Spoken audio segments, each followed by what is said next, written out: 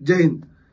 Delhi high court के एक जज के घर से ये बताया जा रहा है करोड़ों की कैश निकली जली हुई। ये घटना बताई जा रही है लगभग 14 या 15 मार्च के आसपास की है, जब उनके घर में आग लगी और उनके परिवार वालों ने फायर ब्रिगेड को बुलाया। फायर ब्रिगेड के अधिकारी पहुंचे, वहां पे आग को बुझाया।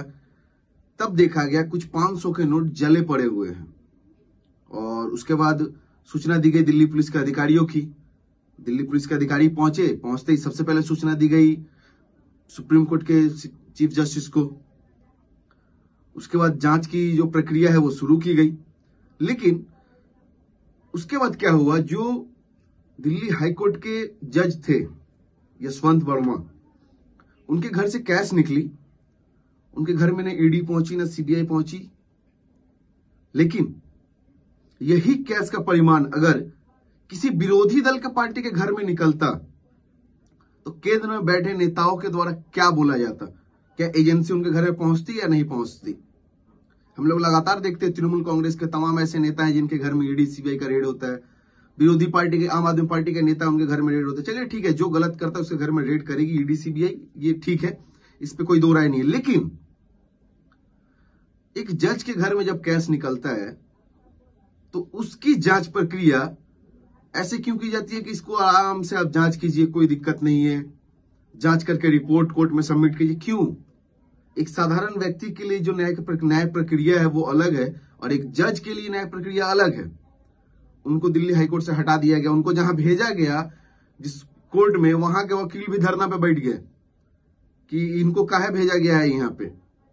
अब सोचिए कि एक जज के घर में कैश निकलता है, उसके बाद जब पुलिस की टीम बाद में भी जाती है, फिर वहां से मतलब साफ सफाई के दौरान बाहर से 500 का नोट मिलता है जला हुआ। तो कितने परिमाण में उनके घर में 500 के नोट थे?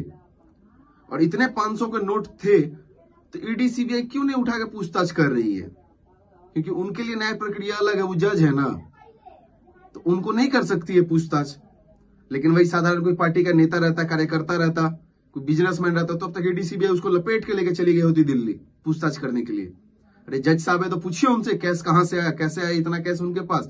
इस पे कोई सवाल नहीं है, इस पे कोई सवाल नहीं है। सामान्य कोई विरोधी पार्टी का नेता, कोई सामान्य वर्गीय बिजनेसमैन के घर निकल जाता है तो ईडी रेड मार देती है, सीबीआई रेड मार देती है, सब रेड मारने आ जाते हैं। लेकिन एक जज साहब के घर से निकला तो उनके घर कौन पहुंचा था? उनको जब उनको हिरासत में लेकर नहीं पूछताछ किया गया। सवाल उठता है कि एक जज के लिए हमारे देश की न्यायिक व्यवस्था अलग है, एक साधारण पब्लिक के लिए देश की न्यायिक व्यवस्था अलग है, और ऐसे न्यायिक व्यवस्था में हम लोग रह रहे हैं। फिर उन्होंने स्पीड ट्रायल के तहत कोर्ट में याचिका दायर की थी कि उनके केस की सुनवाई जल्दी हो। हालांकि सुप्रीम कोर्ट ने इसको रिजेक्ट कर दिया है। कहीं ना कहीं सुप्रीम कोर्ट के मन में भी कुछ तो चल रहा है कि उनके पास ये कैश आई कहां से, और अगर आग नहीं लगती तो इसका खुलासा भी नहीं होता।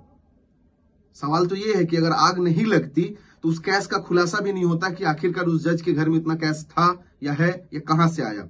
आग लगी बोल के खुलासा हुआ। खैर, अनुरोध रहेगा जितने भी हमारे तदंतकारी इन्वेस्टिगेशन एजेंसी है उनसे कि निष्पक्षता पूर्वक जांच होनी चाहिए, और अगर कोई दोषी पाया जाए तो कार्रवाई होनी चाहिए। जैसे आप लोग विरोधी पार्टी के नेताओं के ऊपर कार्रवाई करते हैं, सबको ऊपर भी वैसी कार्रवाई होनी चाहिए, वो चाहे किसी भी फील्ड से हो। क्योंकि अपराध होता है, चाहे कोई विरोधी पार्टी का नेता करे, कोई साधारण इंसान करे, कोई अहदे पे बैठे हुए इंसान करे। जो न्यायिक प्रक्रिया है उसके हिसाब से जो दंड एक राजनीतिक दल के लोगों को मिलनी चाहिए, वही दंड उनको भी मिलनी चाहिए, क्योंकि गलती उन्होंने भी की है। जय हिंद।